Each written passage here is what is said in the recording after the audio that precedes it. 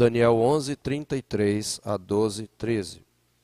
Esta é a nossa última mensagem da série intitulada Filhos do Reino contra o Império das Trevas. E nós trataremos nesta noite sobre um retrato do fim. Este é o tema da nossa mensagem nesta noite. Meus irmãos, este capítulo encerra o livro de Daniel e encerra também a visão, a última visão, iniciada no capítulo 10, e também as revelações trazidas a Daniel acerca dos acontecimentos que se sucederiam ao seu tempo e estendendo-se para o tempo do fim. Devemos nos lembrar, conforme o capítulo 10 já nos diz, e nós já tratamos, de que o contexto desta visão é o do retorno dos primeiros exilados, logo depois do decreto de Ciro autorizando-os a voltar e reconstruir o templo. É um momento de desinteresse da maioria em retornar, porque foi uma pequena leva, na verdade, e também de desânimo da parte dos poucos repatriados, por causa da oposição dos inimigos de Judá, que haviam parado a obra da reconstrução do templo, e por causa dos escassos recursos que não lhes permitiam restaurar o templo naquela glória externa da época de Salomão. Esse período, ao que parece, alguns estudiosos dizem, era período da festa de Páscoa, quando os judeus celebravam a libertação no Egito. Seria uma ocasião excelente para celebrar a libertação também da Babilônia, mas aquela libertação não parecia tão certa, e igualmente a restauração do reino messiânico parecia estar ainda muito longe, porque Zorobabel, ao contrário do que os judeus esperavam, não era nenhum Moisés com poderes miraculosos. E Daniel, como nós já vimos também no capítulo 10, se propusera a jejuar e a interceder pelo seu povo e a buscar em Deus o discernimento para compreender o que estava acontecendo, pois Jeremias havia dito que após 70 anos o povo voltaria do cativeiro. E para os judeus, a volta do cativeiro se daria e seria sucedida logo em seguida pela era messiânica. Porque os profetas viam os eventos futuros como superpostos. Eles diziam o que o Messias ia fazer, mas não deixaram claro que isso seria em dois tempos, em duas etapas. Isso só fica descortinado no Novo Testamento.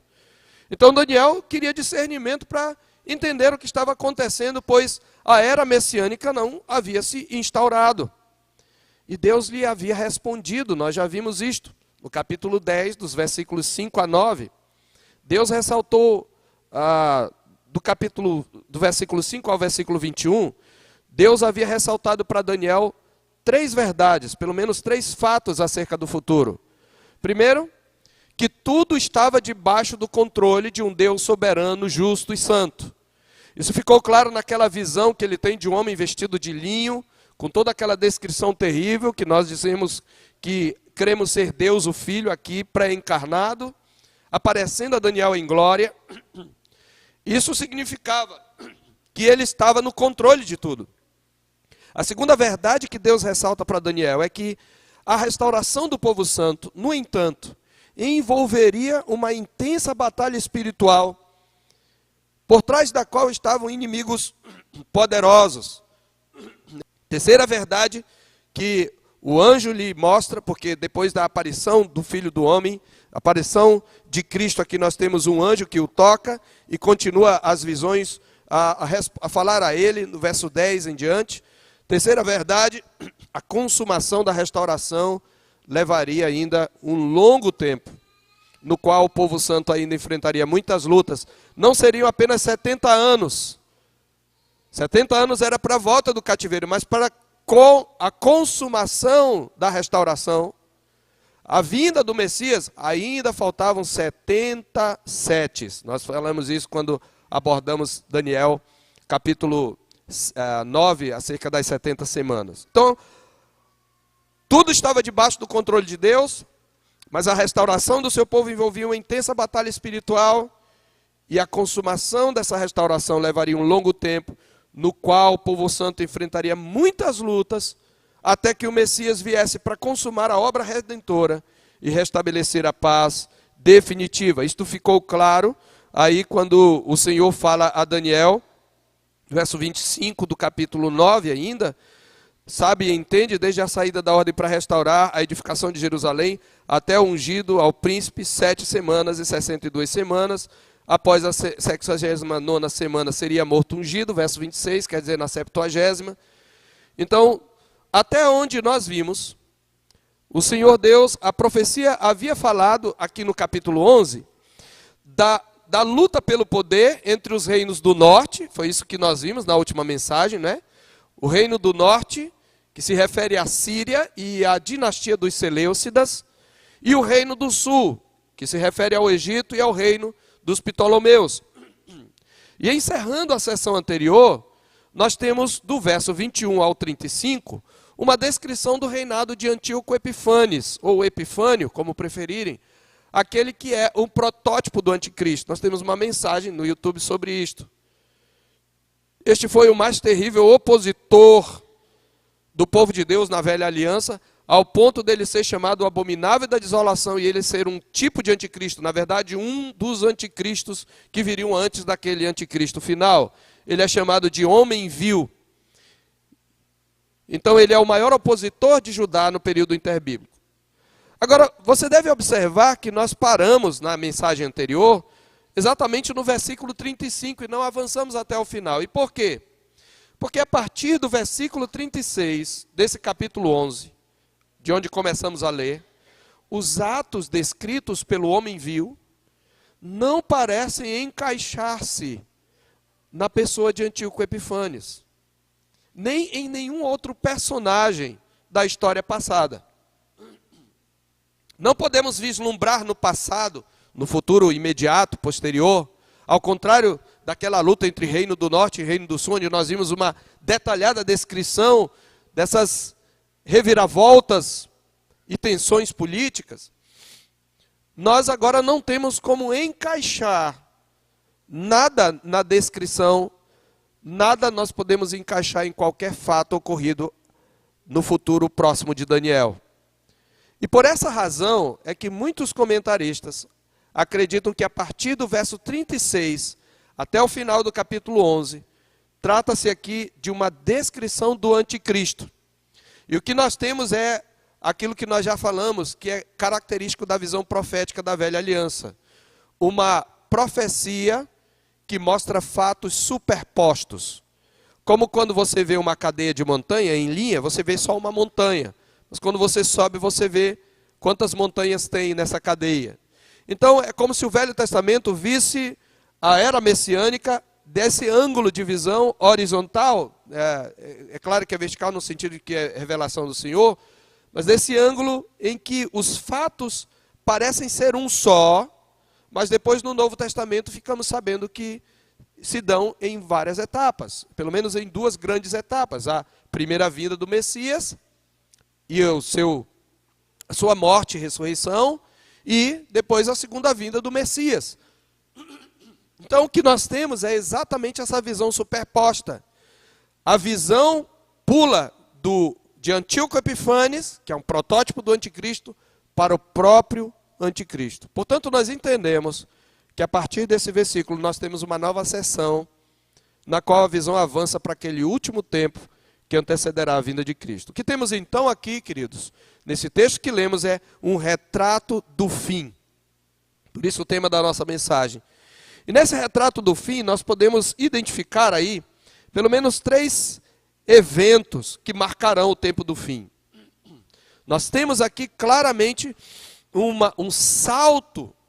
Daniel teve uma visão dada pelo Senhor de longo alcance, onde ele vê o tempo do fim. Ou seja, as coisas que nós vamos ver, do versículo 36 até o final do capítulo 12, ainda estão também no nosso futuro. As demais coisas para trás já aconteceram. E por que Deus mostrou tão detalhadamente, no capítulo 11 até o 35, o que iria acontecer no período entre Daniel e a vinda do Messias? Para que hoje nós pudéssemos ver que estas coisas de fato aconteceram, e se de fato aconteceram do jeito que Deus profetizou, do jeito que Deus anunciou, então o que aguarda no futuro também nós podemos confiar que vai acontecer. Por isso, muitos detalhes no capítulo 11, e nós vimos claramente a que personagem se referia cada detalhe, até onde nos era possível. Mas a partir de agora, nós não temos todos os detalhes, eu já aviso, nós não vamos, como eu já falei, reinventar a roda, e também isto seria mais apropriado no estudo bíblico, onde nós iríamos discutir todas as posições acerca disso, mas nós não vamos fazê-lo porque essa é uma mensagem, é um sermão, e nós vamos tratar do que é mais importante aqui para nós. Quais são os fatos, portanto, que marcarão o tempo do fim? Fatos que marcarão o tempo do fim é o que eu chamaria de tema específico desta mensagem. O primeiro fato aqui, portanto, versos 36 a 45, é o aparecimento, então, do anticristo. E há muitos detalhes que ele fala aqui que nós não temos como encaixar, porque ainda permanecem no futuro. Mas nós podemos extrair alguns princípios de como o anticristo ele se comportará. Devemos lembrar que este anticristo é aquele chifre pequeno do capítulo 7. Você lembra do quarto animal, que representa o Império Romano, aquele animal terrível no capítulo 7. Diz lá que saem 10 chifres, e destes um chifre pequeno, e este chifre pequeno então se levanta contra o Altíssimo, e é exatamente depois no capítulo 8 nós temos uma descrição de Antíoco Epifanes, que é o protótipo do anticristo, portanto ele também é um chifre pequeno, mas ele havia saído do reino da Grécia e não de Roma, certo? E agora no capítulo 11, no final do capítulo 11, ele junta as duas figuras, porque elas são parte de uma só visão. Então, o que nós entendemos aqui, e como é que nós podemos descrever o anticristo, nós já vimos isto no capítulo 7, veja o verso 36 em diante. Este rei fará segundo a sua vontade, se levantará e se engrandecerá sobre todo Deus, contra o Deus dos deuses falará coisas incríveis e será próspero até que se cumpra a indignação, porque aquilo que está determinado será feito. Então a primeira característica aqui, o anticristo vai se levantar contra o Deus dos deuses e vai se colocar no lugar dele. Na verdade, ele se oporá, ao que parece, a todo Deus.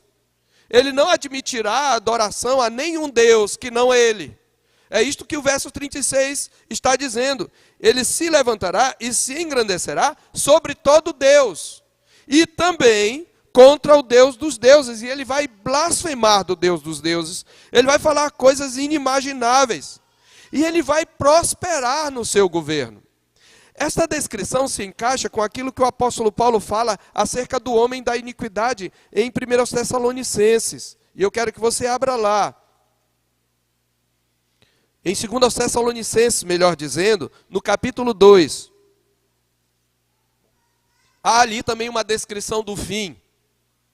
E no contexto, os tessalonicenses achavam que o dia do Senhor já tinha chegado. Parece que alguns falsos mestres estavam alvoroçando os tessalonicenses. E Paulo diz assim no capítulo 2, irmãos, no que diz respeito à vinda de nosso Senhor Jesus Cristo e à nossa reunião com Ele. Nós vos exortamos a que não vos demovais da vossa mente com facilidade, nem vos perturbeis, quer por espírito, quer por palavra, quer por epístola, como se procedesse de nós, supondo tenha chegado o dia do Senhor. Não pense que o dia do Senhor já chegou. E ele diz, ninguém de nenhum modo vos engane, porque isto não acontecerá sem que primeiro venha a apostasia. E seja revelado o homem da iniquidade e o filho da perdição. Paulo está claramente dizendo que um evento que antecederá a vinda de Cristo é o aparecimento deste homem, chamado homem da iniquidade. É o mesmo chifre pequeno do capítulo 7. E é esse mesmo homem viu agora a partir do verso 36. E observe como Paulo o descreve. Ele diz que ele se opõe e se levanta contra tudo que se chama Deus. Ele se levanta contra toda a divindade, ou é objeto de culto, ao ponto de assentar-se no santuário de Deus, ostentando-se como se fosse o próprio Deus. Ele quer adorar, ele quer ser adorado. Concordam com isto também as palavras de João, e é interessante que João também tem uma visão superposta, em Apocalipse 13, acerca da besta que emerge do mar e a besta que emerge da terra. Ele vê uma besta que emerge do mar, no capítulo 13 de Apocalipse. Ela tinha 10 chifres, 7 cabeças. O chifre é um sinal de força, de poder. Sobre os chifres 10 diademas e sobre as cabeças nomes de blasfêmia. E aí ela tem uma semelhança com aqueles animais que representam os reinos que Daniel viu. A besta que viera semelhante a leopardo, com pés de urso, boca de leão, e deu-lhe o dragão o seu poder, o seu trono e autoridade. Lembrando que o dragão aqui é Satanás, ela tem o poder de Satanás. Uma das suas cabeças foi golpeada, mas a terra se maravilhou porque foi curada dessa ferida mortal. E diz que adoraram o dragão porque deu sua autoridade à besta, e também adoraram a besta, dizendo: quem é semelhante à besta, quem pode pelejar contra ela? No contexto de João, ele está se referindo primariamente ao Império Romano, que perseguia os crentes e que os obrigava a adorar o imperador. Primeiro adoravam o espírito de Roma, o Estado romano, depois adoravam o imperador. Então, toda vez que tem um Estado totalitário, que deseja obediência restrita e adoração, esse Estado ali está um dos anticristos. Mas Paulo, quando se refere aqui, ele fala ao anticristo final. Por isso, no verso 11, ele vê outra besta, aqui João vê outra besta emergir da terra. Essa besta que emerge do mar, o mar na Bíblia representa as nações. Então é um governo mundial, que na época de João era Roma, mas isto aponta também para o governo mundial final, que se levantará contra o povo de Deus. E uma outra besta emerge da terra, ela possui 2 chifres, parece um cordeiro, ela tem uma aparência sedutora, mas fala como dragão, e exerce toda a autoridade da primeira besta na sua presença, e faz com que até os seus habitantes adorem a primeira besta. Ela opera sinais e maravilhas. E aqui João está descrevendo a religião de Roma, a religião anticristã, e por consequência, uma espécie de religião final que se levantará contra o Evangelho e contra Cristo. Então você tem a primeira besta, um poder político anticristão, totalitário, que deseja ser adorado, e você tem na segunda besta um poder religioso também, que autentica a autoridade desse poder político. E isto tudo aponta também para o tempo do fim. Então é isto que Daniel vê aqui. Ele vê este rei se levantando contra tudo que se chama Deus e até contra o Deus dos deuses. Ele fará coisas incríveis e ele será próspero até que se cumpra a indignação de Deus sobre ele, porquanto aquilo que está determinado será feito. Por isso ele diz no verso 37 que ele não vai ter respeito aos deuses dos seus pais, ele não vai ter respeito ao desejo de mulheres. Por que ele está dizendo isso? Você lembra que naquelas reviravoltas que nós encontramos, naquelas tensões e reviravoltas geopolíticas descritas no capítulo 11, de vez em quando aparecia uma mulher, né? Pelo menos em 2 casos o rei usou a sua filha para casar e fazer aliança com outro, depois o outro usou a filha para, de alguma maneira, seduzir o outro, mas para atraí-lo. O que ele está dizendo aqui, não vai ter mulher para seduzi-lo e desviá-lo do seu projeto de poder. Ele não, porque o desejo de mulheres é alguma coisa muito forte, que desvia muitos homens, derruba muitos homens. Mas ele está dizendo que nem a sedução feminina vai aplacar o desejo de poder desse anticristo, e nem a qualquer Deus, porque sobre tudo se engrandecerá. Então será um governo mundial. Mas ele diz que em lugar dos deuses honrará o Deus das fortalezas, isto é, o Deus da força. O Deus que ele descreve aqui é o Deus da força política, da força bélica.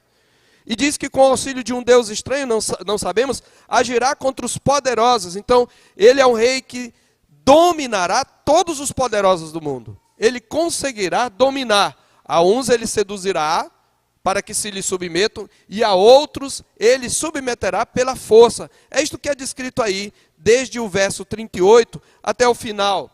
Depois o anjo fala para Daniel aí de reis se levantando contra ele, e aqui percebemos que não é mais Antíoco Epifânio, claramente, no verso 40. Porque ele fala que no tempo do fim, o rei do sul lutará contra ele, e o reino do norte arremeterá contra ele com carros. Ora, o rei do norte era Antíoco Epifânios, então já não é mais aqui ele. E só que o anjo está falando em termos das nações, conforme o contexto geopolítico de Daniel. Então, não dá para ser literal a interpretação desses textos, porque ele menciona aqui rei do norte, rei do sul, Edom, Moabe, as primícias dos filhos de Amon, Egito, o Oriente, o Norte, mas esses países, exceto talvez o Egito, mas não na mesma configuração, eles não existem mais. Mas ele está descrevendo aqui no sentido de que várias nações serão seduzidas por ele, e ele descreve aqui principalmente os principais inimigos de Israel, Edom, Moabe, Amon, e depois o Egito. O que ele está dizendo é, haverá uma verdadeira convulsão geopolítica, haverá tensões políticas, haverá guerra, mas ele vai prevalecer. Não só isto, ele vai prevalecer não só pela força, mas ele também vai, de alguma maneira, seduzir alguns aliados. Verso 39, diz que aos que o reconhecerem, multiplicar-lhes-á a honra, e fá-los a reinar sobre muitos, e lhes repartirá a terra por prêmios. Quando ele está dizendo, aos que o reconhecerem, ele vai honrar. Ele vai dar terras, ele vai dar propriedades, ele vai dar autoridade. Então haverá aliados que estarão submissos a ele, mas aos que não o reconhecerem, ele vai subjugar pela força.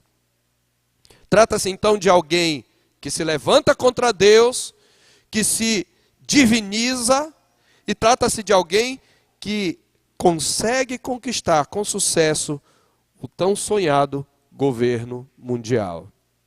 Então nós estamos falando aqui de um governo mundial. Esta é a descrição do anticristo.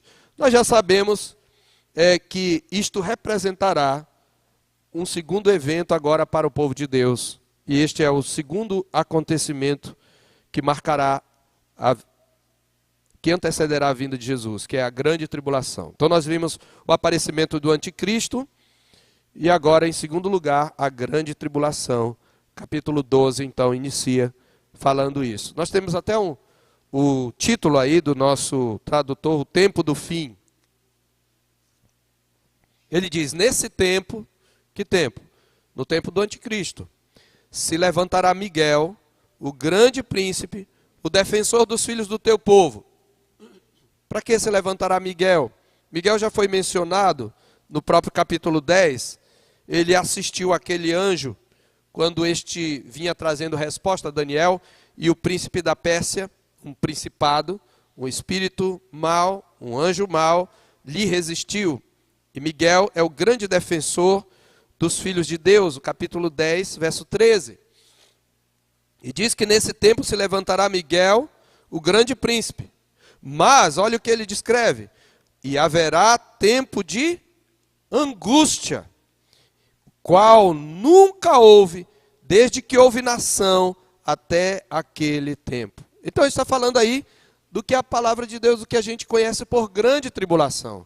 Essas palavras são semelhantes àquelas de Jesus, quando ele descreve a destruição de Jerusalém, e também, tratando de fatos superpostos, Jesus em Mateus 24, respondendo aos discípulos sobre a questão da destruição de Jerusalém, consumação do século, o Senhor Jesus diz no verso 21 do capítulo 24, porque nesse tempo haverá grande tribulação, como desde o princípio do mundo até agora não tem havido e nem haverá jamais. É por isso que Paulo diz que virá a apostasia. O que é a apostasia? Precisa sempre ficar claro para os irmãos. Alguns já sabem, mas eu quero repetir aqui para quem não ouviu a mensagem que eu falei sobre isso. Apostasia é algo que só pode acontecer no seio da igreja. Apostasia é o abandono da fé. É a deserção da fé. Refere-se ao ato daqueles que, tendo abraçado a fé, tendo vindo a Cristo, tendo confessado a Cristo, o abandonam definitivamente. E o negam. Então, meu amigo, se você acha que hoje tem muita gente que se desvia do Evangelho, não haverá dias mais terríveis de apostasia para a igreja do que esses dias. Este será um tempo de grande angústia e desolação sem precedentes. É o que está dizendo o verso 6. O verso 1 diz isto: haverá grande angústia, tempo de angústia qual nunca houve. E nos versos 6 e 7. Observe que ele vê dois homens aí, no verso 5, de um lado e de outro do rio Tigre, que é o rio onde ele tem essa visão. E um deles diz ao homem vestido de linho: quando se cumpriram essas maravilhas? A tribulação, a ressurreição, que nós já falaremos daqui a pouco. E aí o homem vestido de linho, que provavelmente é o Senhor Jesus, como é descrito no capítulo 10, versos 5 a 9, ele levanta a mão direita e a esquerda ao céu e jura que isso seria depois de um tempo, 2 tempos e metade de um tempo. E quando se acabar a destruição do poder do povo santo, estas coisas todas se cumprirão. Olha só. O poder do povo santo vai se acabar. A igreja perderá o seu poder e influência. O que eu estou dizendo é no sentido de refrear o pecado no mundo. Não haverá freios. Isso não significa que não se converterão pessoas. Veremos aqui que ainda o evangelho continuará sendo pregado. E os eleitos de Deus hão de se converter, mesmo debaixo de muita tribulação. Mas o que eu quero dizer é que a igreja não terá mais a influência que hoje ela tem. O poder do povo santo será destruído por essa tribulação. A igreja será esmagada. Alguns estudiosos chegam a acreditar, e eu concordo com eles, que a igreja visível desaparecerá. Ela irá para os escombros, como é a igreja perseguida, nos países onde é perseguida. Não existe igreja e instituição na Coreia do Norte, por exemplo. Só que isso será em escala mundial. Não haverá igreja visível. A igreja invisível estará presente. Os crentes estarão por aí sendo perseguidos, esmagados, torturados, mortos. Mas muitos dos crentes nominais, aqueles que não são convertidos, vão negar a Jesus e vão apostatar da fé e vão servir a besta. É isso que Daniel está dizendo. Esse tempo de angústia vai destruir o poder do povo santo.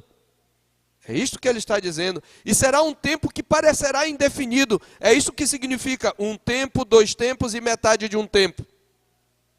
Um tempo refere-se ao primeiro momento do domínio, à conquista do poder do anticristo, a conquista de autoridade e governo mundial. 2 tempos significa que ele vai ficar pelo dobro do tempo, mas não cabe aqui a gente ficar detalhando matematicamente, porque a gente acaba chegando a interpretações mirabolantes. Mas quando ele fala de 1 tempo, 2 tempos e metade do tempo, é mais ou menos isso. Inicialmente o anticristo domina, conquista o domínio, ele perdura por um bom tempo, e nesse tempo ele esmaga o povo de Deus, e parece que isso não vai acabar nunca. Mas metade do tempo significa, no auge do seu poder, vai ser quebrado esse poder. Este é o anticristo que vai se levantar contra o Senhor, e por isso nós temos a grande tribulação. Isto significa que o povo de Deus será entregue. Mas uma coisa é importante. Esse tempo é de angústia sem precedentes. Mas o povo será entregue. Contudo, não será desamparado. É por isso que ele, antes de falar da grande angústia, ele disse que se levantará Miguel, o grande príncipe. Agora, eu quero que você entenda uma coisa, irmão, irmã. O fato de que Miguel vai lutar pelo povo de Deus não significa que não vai ter angústia. O fato de que ele vai lutar não significa que você vai esmagar naquele momento e pisar a cabeça do diabo no sentido de derrotá-lo. mas a atuação dos anjos de Deus será para sustentá-lo a fim de que você não negue o Senhor e sua fé não seja destruída. Este é o sentido. Mas também nós encontramos uma menção a Miguel em Apocalipse 12, que creio eu, esta é uma interpretação pessoal, que está ligada a esta declaração de que se levantará Miguel, o grande príncipe. Em Apocalipse capítulo 12,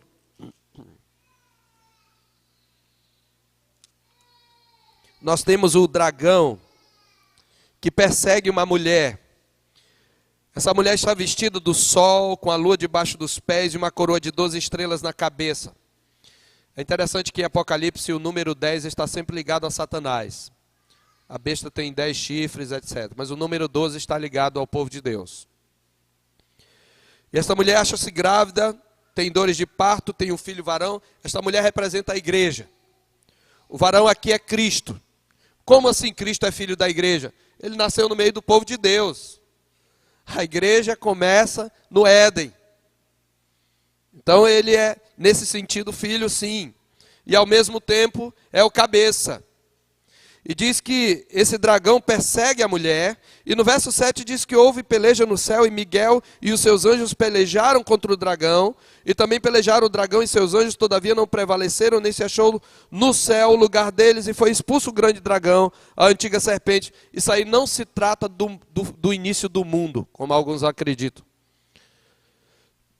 Essa expulsão do dragão do céu diz que ele é Satanás, sedutor de todo mundo. Ele é atirado para a terra e ele está na terra. E ele diz: ai da terra e do mar, pois o diabo desceu até vós, cheio de grande cólera, sabendo que pouco tempo lhe resta. No verso 12. Quando é que Miguel vence o diabo e o expulsa do céu? Quando o Senhor Jesus executa a obra redentora. Quando o Senhor Jesus morre. A partir da morte do Senhor Jesus, ele triunfa e ele quebra o poder do diabo. Colossenses capítulo 2 diz que na cruz ele expôs os principados e potestades ao desprezo e triunfou sobre eles. Em Hebreus capítulo 2 diz que ele se fez carne para destruir aquele que tem o poder da morte. Então eu creio que quando ele fala de levantar-se Miguel para proteger os filhos de Deus, ele está falando: olha, ao contrário do que pareça, o evangelho vai prevalecer. Porque o diabo não terá poder contra o povo de Deus. Mas no final, ele vai ser solto. E quando ele for solto, haverá grande tribulação. E Miguel amparará o povo de Deus. Os exércitos angelicais de Deus, capitaneados por Miguel, defenderão o povo santo. As palavras de Daniel, meus irmãos, aqui conferem com o que diria mais tarde o próprio Senhor em seus dias terrenos. No sermão escatológico, em Mateus 24, versos 21 a 22. Mateus 24, versos 21 e 22, e você deve ter a sua Bíblia sempre aberta lá. Ele diz: porque nesse tempo haverá grande tribulação, como desde o princípio do mundo até agora não tem havido nem haverá jamais. Não tivessem aqueles dias sido abreviados, ninguém seria salvo. Eu quero que você observe o que Jesus está dizendo. A angústia será tão grande, a perseguição será tão terrível, que se não fosse abreviada, ninguém, dentre os crentes que vão experimentar a tribulação, porque sim, a última geração vai experimentar tribulação. Não há base bíblica para um arrebatamento pré-tribulacional. Não existe base bíblica para isto. Então, os crentes que experimentarem, se não fosse abreviado, nenhum deles seria salvo. E Jesus diz: mas por causa dos escolhidos, tais dias serão abreviados. É isso que significa metade de um tempo. Então, esse será tempo de angústia e desolação, mas não de desamparo. Deus estará amparando o seu povo, não para impedir-lhe o sofrimento, mas para dar-lhe a graça de sofrer angústias, afronta, perseguição, tortura e morte, sem desviar-se da fé. E vencer o maligno, através da perseverança. Mas esse tempo de tribulação, ele é necessário, queridos. porque ele é um tempo de purificação da igreja. O verso 10, por isso, de Daniel 12, ele diz: muitos serão purificados, embranquecidos e provados, mas os perversos procederão perversamente, e nenhum deles entenderá, mas os sábios entenderão. Ele está fazendo uma distinção aqui que me parece ser dentro da igreja visível. Ele está dizendo, olha, muitos vão ser purificados, embranquecidos. Aqui é a figura da potassa dos lavandeiros que embranquece a roupa. Essa expressão é utilizada lá em Malaquias, quando fala do Senhor vindo para purificar o seu povo.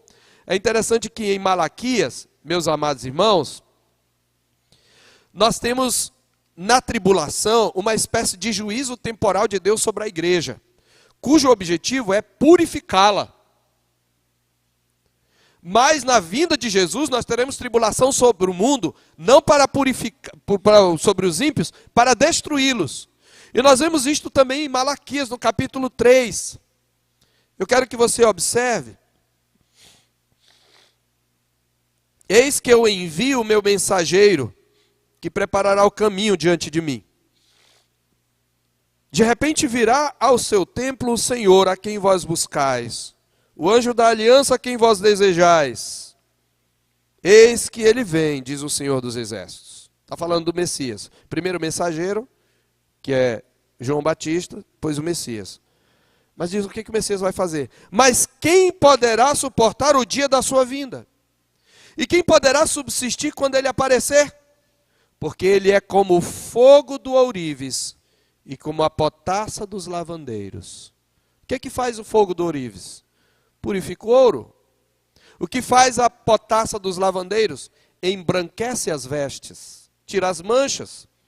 Assentar-se-á como derretedor e purificador de prata, purificará os filhos de Levi e os refinará como ouro e como prata, eles trarão ao Senhor justas ofertas. Então observe que há um juízo aqui, mas esse juízo é purificador, para separar do ouro a escória, para tirar a mancha da roupa, para embranquecer, purificar. Mas no capítulo 4, nós temos um outro fogo de juízo. Este é para destruir, virá sobre os ímpios. Pois eis que vem o dia, e arde como fornalha. Todos os soberbos e todos os que cometem perversidade serão como restolho. O dia que vem os abrasará, diz o Senhor dos Exércitos, de sorte que não lhes deixará nem raiz, nem ramo, nem raiz ficará. Quando você vê uma queimada, especialmente na nossa região, né? Caimbé é uma figura da resistência da nossa região. Ele é queimado e você vê só, parece que aquele toco preto. Mas logo em seguida vem a chuva e ele reverdece, porque a raiz permanece. Mas a Bíblia diz que Deus não deixará a raiz dos ímpios. Vai queimar tudo. Então há um juízo de Deus sobre a sua casa, que é purificador, que é depurador, Malaquias 3, e um juízo do Senhor sobre os ímpios, que é destruidor, Malaquias 4. Então o que Daniel está mostrando, quando ele diz no verso 10, muitos serão purificados, embranquecidos e provados, mas os perversos procederão perversamente, e nenhum deles entenderá. Eles não vão entender o que está acontecendo, por isso eles vão apostatar da fé, mas os sábios entenderão. Então será um dia necessário de purificação do povo de Deus. E em terceiro lugar, ainda como um subponto dessa grande tribulação, essa grande tribulação também será um tempo de salvação. Haverá apostasia, grande apostasia, mas será um tempo de salvação, porque ele diz aí, no capítulo 12 mesmo, verso 1, lá no final, mas naquele tempo, nesse tempo de angústia, será salvo o teu povo, todo aquele que foi achado e inscrito no livro. Que livro é esse? O livro da vida, que é descrito também em Apocalipse capítulo 20, No capítulo 20, quando da vinda do Senhor Jesus e do juízo final, nós temos no capítulo 20 de Apocalipse, no verso 12, assim está escrito: vi também os mortos, os grandes e os pequenos, postos em pé diante do trono. Então se abriram livros. Ainda outro livro, o livro da vida, foi aberto. E os mortos foram julgados, segundo as suas obras, conforme que se achava escrito nos livros. A visão aqui é simbólica, queridos. Deus não vai precisar consultar livro nenhum, porque Ele sabe o que cada um fez. Significa, no entanto, que todos no dia do trono, no trono branco, no dia do juízo final, todos estarão diante de Deus. E todas as suas obras serão expostas, até aquilo que se fez às escondidas.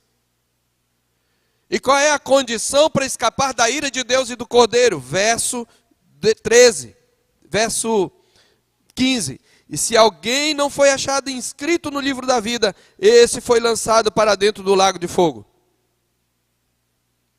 Então, se você não tem um nome inscrito no livro da vida, aqueles que têm o nome inscrito no livro da vida, e esse livro está escrito desde a eternidade, não é algo que Deus escreve e apaga, não. Já vi gente orando quando alguém se converte, Senhor, escreve o nome dele no livro da vida. Não tem nenhuma passagem que diga isso. Quando o Senhor Jesus falar para os seus servos, vinde benditos de meu Pai, o que ele lhes dirá? Lá em Mateus capítulo 25. Ele dirá, vinde benditos de meu Pai, entrai na posse do reino que vos está preparado quando? Desde quando vocês se converteram? Desde a fundação do mundo. E as obras dessas pessoas revelarão quem eles são. Tudo já está determinado. E o que ele está dizendo é que esse tempo será tempo de salvação para aquele que for achado inscrito no livro. O povo eleito de Deus não vai se perder. É o que ele está garantindo. E neste particular, será também um tempo de certo avanço do Evangelho. Um avanço que não será visível. Olha o verso 3. Os que forem sábios, pois, resplandecerão como o fulgor do firmamento, e os que a muito conduzirem à justiça, como as estrelas sempre eternamente. Ele está falando aqui daqueles que pregarão o Evangelho. Isso aqui é uma alusão ao galardão daqueles que brilham no momento mais escuro da história do povo de Deus e no tempo de perseguição pregam o Evangelho de tal modo que conduzem muitos ao conhecimento da justiça em Cristo Jesus. É por isso que Jesus também, anunciando o tempo do fim, em Mateus 24:14, ele diz, depois de falar de tribulações, de que nós seremos entregues a reis, ele diz, e será pregado este Evangelho do reino a todas as nações. O que ele está dizendo é, enquanto a igreja é perseguida, o Evangelho continua sendo pregado, e haverá sim conversões. Mas a igreja não será uma instituição visível. Então o que nós temos aqui, meus amados, é um tempo de tribulação, que é de angústia, de desolação, mas não de desamparo, porque Deus estará protegendo o seu povo com seus anjos. É também um tempo de purificação e um tempo de salvação. E o terceiro e último evento que marcará a vinda de Cristo é a ressurreição final de justos e ímpios. Versos 2 e 3. Muitos dos que dormem no pó da terra ressuscitarão, uns para a vida eterna, outros para a vergonha e horror eterno. Por isso ele diz, os que forem sábios, nesse dia da ressurreição, vão resplandecer como o fulgor do firmamento. E os que durante esse tempo de tribulação, a muitos conduzirem a justiça, por meio da pregação do Evangelho, vão resplandecer como as estrelas, sempre e eternamente, na ressurreição. E eu queria aqui rapidamente falar de alguns aspectos da ressurreição para corrigir talvez alguns erros doutrinários. Em primeiro lugar, quando o autor diz muitos dos que dormem no pó da terra, ele não está falando de um sono da alma. Há grupos religiosos que acreditam que quando alguém morre, por exemplo, o crente morre, ele tem o sono da alma, a sua alma dorme. É como se ela repousasse ali no túmulo. Eu não sei como é que eles conseguem imaginar isso, mas é como se ela repousasse no túmulo. Mas a palavra de Deus não fala de sono da alma. Essa palavra dorme aqui se refere a um sono do corpo. Veja, os que dormem no pó da terra ressuscitarão, está falando de ressurreição física. Então é o corpo que dorme, não é a alma. A alma vai para onde?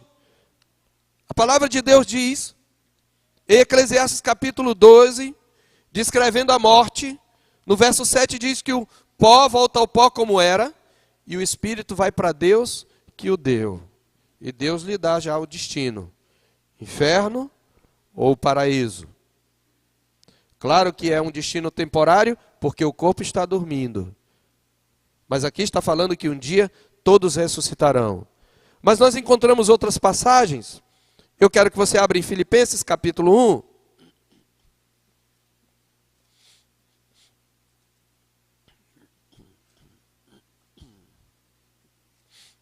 Em Filipenses capítulo 1, o apóstolo Paulo está aí, ele não sabe se vai viver ou morrer, ele tem a expectativa de que vai viver, ele está preso e condenado à morte. Pode ser que ele morra e ficamos sabendo que ele na verdade não morreu, mas ele não sabia ainda o que iria lhe acontecer. E ele diz então, no verso 20, segundo a minha ardente expectativa e esperança de que em nada serei envergonhado, antes com toda ousadia, como sempre, também agora, será Cristo engrandecido no meu corpo, quer pela vida, quer pela morte. Eu não sei se eu vou viver ou morrer, mas Cristo será engrandecido no meu corpo. Mas olha o que ele diz no verso 21. Porquanto para mim o viver é Cristo e o morrer é lucro. Entretanto, se o viver na carne traz fruto para o meu trabalho, já não sei o que é de escolher. Ora, de um de outro lado estou constrangido, tendo o desejo de partir e estar como?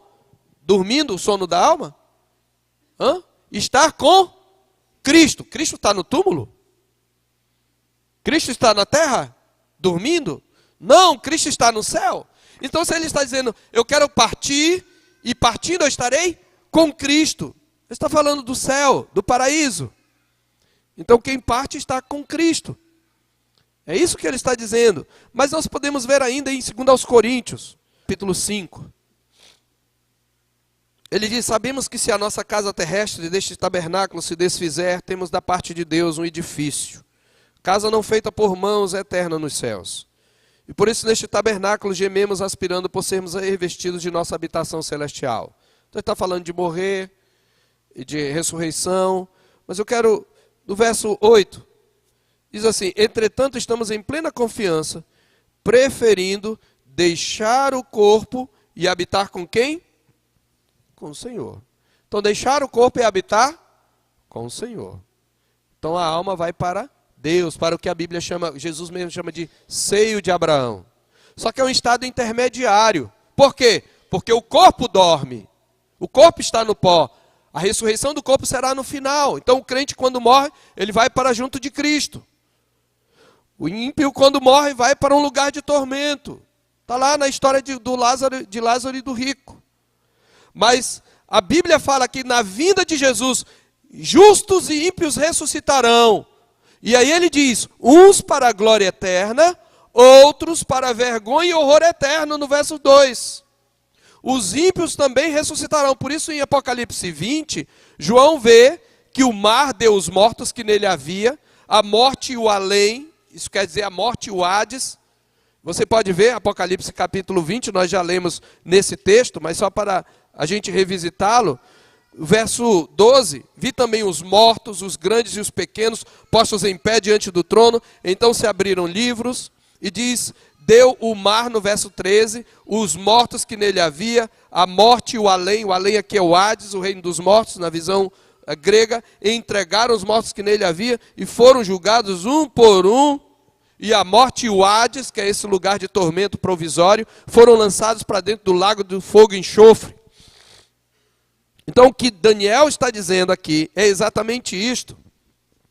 A ressurreição do corpo. Essa palavra muitos, é preciso que eu diga aqui, ela é uma referência a uma multidão e na verdade significa todos. Na linguagem figurada típica da língua hebraica, às vezes era usado esse termo muitos, não no sentido de que contrário ou diferente de todos, mas no sentido de uma multidão, mas aqui significa todos. Então ele vê a ressurreição ordenada pelo Filho do Homem na sua vinda.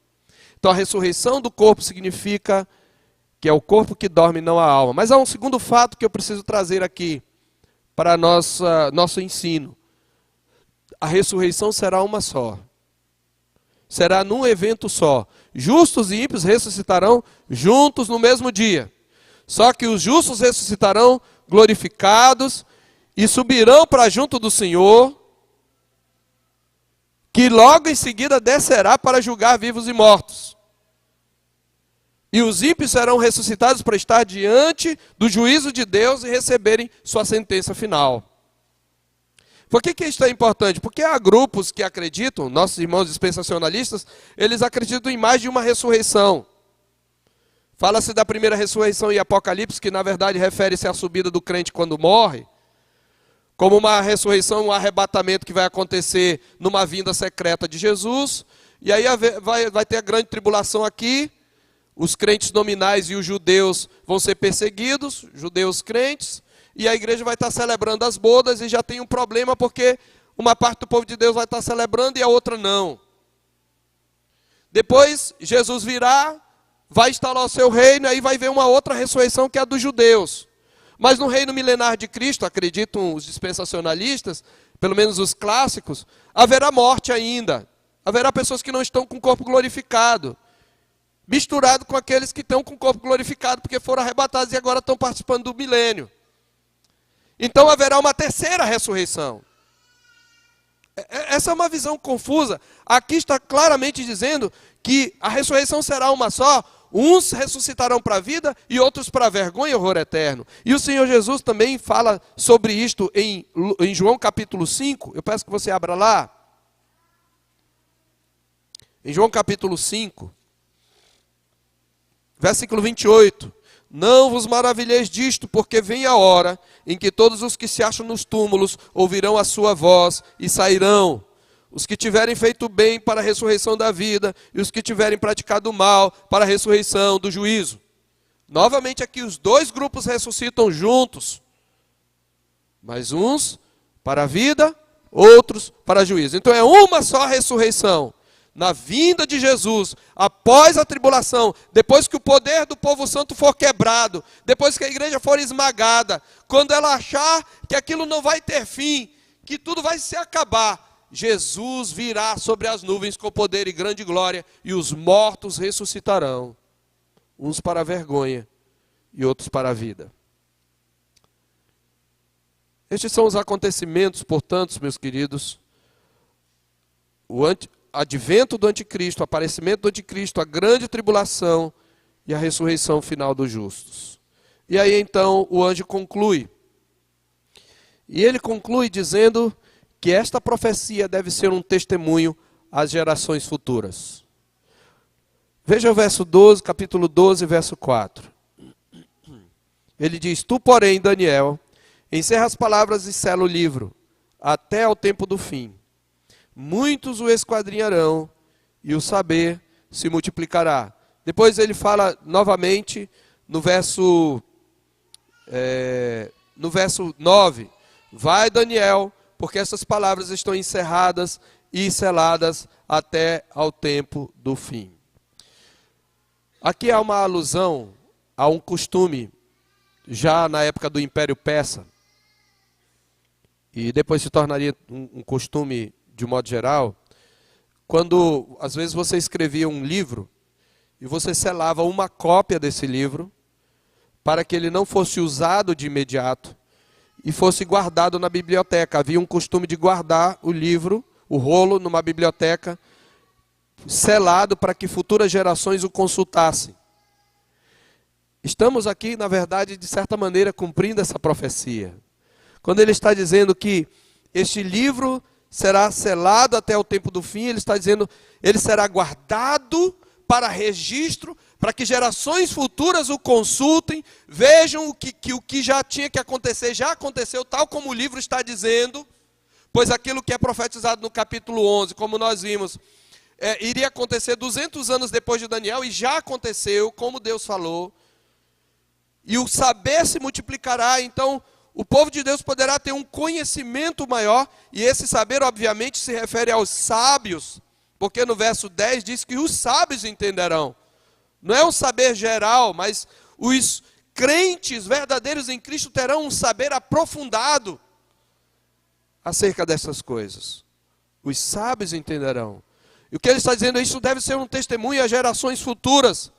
E isto traz a ideia da certeza do cumprimento. Por isso, nos versos 6 a 10 diz que um deles disse ao homem vestido de linho, que estava sobre as águas do rio, quando se cumpriram essas maravilhas. E o homem de linho faz o quê? Ele levanta a mão direita e a esquerda. Quando alguém queria jurar, geralmente levantava a mão direita, já era suficiente. E se esse homem de linho é Cristo aqui, ele levanta as duas mãos no juramento solene, dizendo, olha, isto vai acontecer em um tempo, depois de um tempo, 2 tempos e metade de um tempo, já entendemos isto, não precisamos explicar. Estas coisas vão se cumprir quando tudo terminar, quando a tribulação do povo santo terminar.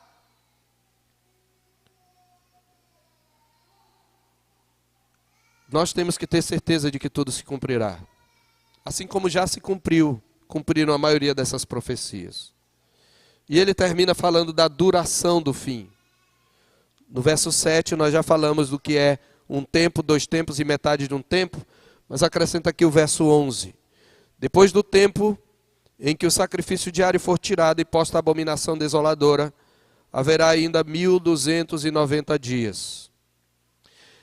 Esse número aqui, ele equivale a um tempo, 2 tempos, metade de um tempo, e se quisermos entrar na matemática, mais ou menos 3 anos e meio. Novamente, o número tem um sentido simbólico. 3 anos e meio é metade de 7. Você lembra a última semana de anos? A última semana de anos já se iniciou com a vinda do Messias, a primeira vinda, e terminará na sua segunda vinda. Então, 3 anos e meio fala da tribulação que virá. E quando ele fala 1290 dias, depois que o sacrifício diário for tirado e posta a abominação desoladora, o que é isso? Quando o sacrifício diário foi tirado? Primeiro, quando Cristo morreu. Quando Cristo morreu, cessou a validade da lei dos sacrifícios. Ele realizou um sacrifício de uma vez por todas. E por causa disso, no ano 70, o templo foi destruído e não tem mais sacrifício desde então. Por isso ele fala da abominação desoladora. E agora essa abominação desoladora, o Senhor Jesus mesmo fala. Se você quiser olhar lá em Mateus 24:15. Quando, pois, virdes o abominável da desolação, de que falou o profeta Daniel, quem lê entenda. Então os que estiverem em tal lugar, não fujam para outro, e assim por diante. É exatamente sobre isso que Jesus está falando. Porque Daniel aqui já está se referindo a Tito. Quando for cessado o sacrifício diário e posta a abominação desoladora. Quando isto aconteceu? Quando Tito Vespasiano, no ano 70, invadiu Jerusalém, destruiu a cidade, destruiu e saqueou o templo, e nunca mais, e no lugar do templo está uma mesquita lá. Isso já começou a se cumprir, irmão. Você está vendo? Está percebendo aqui? A partir disso vão ser 1290 dias. Mas não conte. Porque se você colocar 1290 dias, já acabou. De lá para cá deu mais do que isso. O sentido é simbólico. E quando ele diz, bem-aventurado que espera até 1335 dias, ele está dizendo, bem-aventurado é o que vai além, que persevera. Mesmo achando que a tribulação é interminável, ele não nega o seu Senhor. Ele não abandona a fé. Este é o sentido. Então ele está dizendo que o tempo inicial do governo do anticristo será estendido, aparentemente por um tempo indefinido, mas quebrado no auge da sua força. E aí então ele diz para Daniel que ele deve perseverar. Tu, porém, segue o teu caminho até o fim, pois descansarás e ao fim dos dias levantarás para receber a tua herança. Aqui o consolo para Daniel. Ele terá a recompensa da herança. Eu concluo, queridos, aplicando bem rapidamente. A primeira coisa que eu queria ressaltar aqui, e eu vou ser rápido, prometo ser rápido na minha aplicação. Qual é a grande verdade deste texto? Tudo está debaixo do controle soberano de Deus.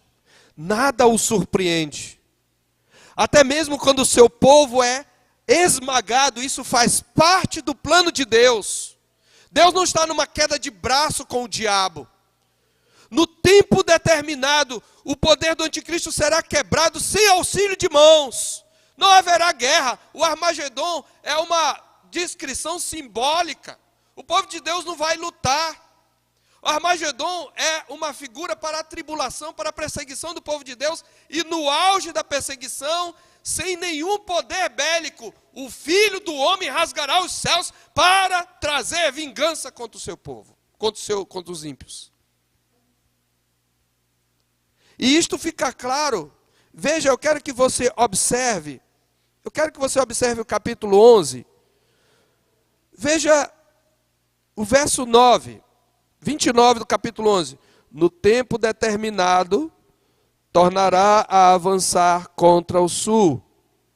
No tempo determinado. Verso 36. Este rei fará segundo sua vontade, se engrandecerá, até que se cumpra a indignação, porque aquilo que está determinado será feito. Está determinado. E exatamente para dizer que está determinado, no verso 9 diz que ele vai, Daniel, porque essas palavras estão encerradas e seladas até ao tempo do fim. Por várias vezes, a palavra de Deus aqui fala, isto está determinado, isto está determinado. Nada vai mudar. E por que o povo de Deus é avisado disso? Para que quando chegar, nós permaneçamos firmes. Nós não desanimemos. E saibamos que Deus está no controle. Isto é para nós, queridos, um consolo. Um consolo. Mesmo quando as coisas estão negras para o povo de Deus, nós temos que lembrar que isso tudo está determinado. Nós vamos avançar uma agenda de um poder totalitário, anticristão, que tem destruído os valores cristãos no mundo ocidental. Isso está determinado. Mas cabe a nós perseverar. Mas em segundo lugar é uma advertência também. O Senhor Jesus diz, vigiai, porque não sabeis o dia nem a hora. A questão é, você está preparado? Porque ele pode ser pedra de construção para a sua vida, ou pode ser pedra de tropeço. Se você não estiver em Cristo, meu amigo, você está perdido. Você já entregou sua vida a Jesus, ou você ainda está brincando com Deus? Parece que o reino de Deus não está prevalecendo, mas ele está, e um dia ficará visível a todos. Você já acertou sua vida com Deus? Já se arrependeu dos seus pecados e correu para Cristo? Porque Cristo pode voltar, ou você pode morrer e ir para a presença de Cristo, e depois disso virá o juízo. Você ressuscitará. Se não estiver em Cristo, você ressuscitará para vergonha e horror eterno. Você pode ser um membro de igreja. Você pode ter sido um membro de igreja. Mas se você não é convertido a Cristo, você ressuscitará para vergonha e horror eterno. Que o Senhor Deus converta o seu coração. Vamos curvar nossa cabeça e orar ao Senhor. Pai, nós te louvamos pela tua boa palavra. Ela é ao mesmo tempo uma palavra terrível, porque é de advertência. É uma palavra que no momento traz-nos temor, porque revela a tribulação que nos aguarda. Mas também é de consolo, Senhor, sabendo que tu estás no controle, mesmo quando tudo parecer perdido. Que isto seja consolo também para nós mesmos nas nossas lutas diárias contra o império das trevas. Que isto seja consolo para nós se o nosso país um dia vier a criminalizar a nossa fé e a aprovar leis contrárias aos valores do reino, de modo que para ser fiéis ao Senhor tenhamos que ser presos e condenados. Que isso seja consolo para nós. Sempre que, de alguma maneira, o império das trevas prevalecer contra nós. E que seja também um alerta, e eu te peço por aqueles que aqui estão, Senhor, que ainda estão longe do Senhor, que até conhecem o Evangelho, mas não têm se arrependido, não têm abandonado seus pecados, não têm convertido seu coração, e estão em fel de amargura e laço de iniquidade, para que tu os livres, Senhor, que tu tenhas misericórdia, que tu lhes concedas arrependimento, para que não venham ser achados apóstatas. E aqueles que nunca confessaram Jesus como Senhor, sejam quebrantados pela tua palavra, porque não podem dizer que não se deram por avisados. Pois essa palavra se cumprirá, Senhor. Ajuda-nos. E fortalece o teu povo, para que ele esteja de pé no dia da angústia. Em nome de Jesus nós oramos agradecidos. Amém.